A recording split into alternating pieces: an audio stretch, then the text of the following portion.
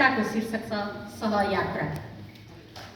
तिम्रो साथले मेरा पाइला अघि सर्छन्, समर्थन थपिदेऊ, फटाफट हिँड्न सक्छु।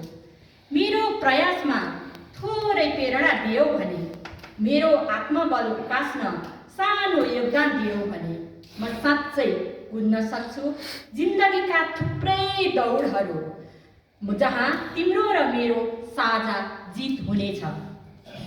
म महिला हुँ, मलाई हेक्का छ, गर्भ मैले बोक्नुपर्छ, बच्चालाई दुध मैले चुसाउनुपर्छ, कुहुमुत मैले स्याहार्नुपर्छ।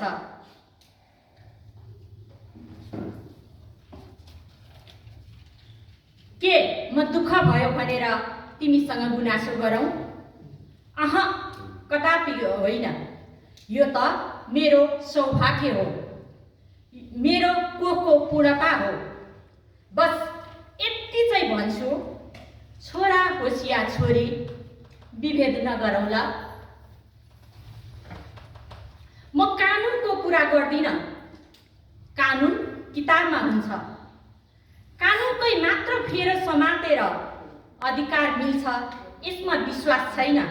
अधिकार त सकारात्मक सोच र समझदारीभित्र मन्द मन्द मुस्कुराइरहेको हुन्छ। घरमा, कार्यस्थलमा र सबैभन्दा बढी मान्छेको हृदयमा। प्रिय पुरुष, आऊ मलाई साथ देऊ।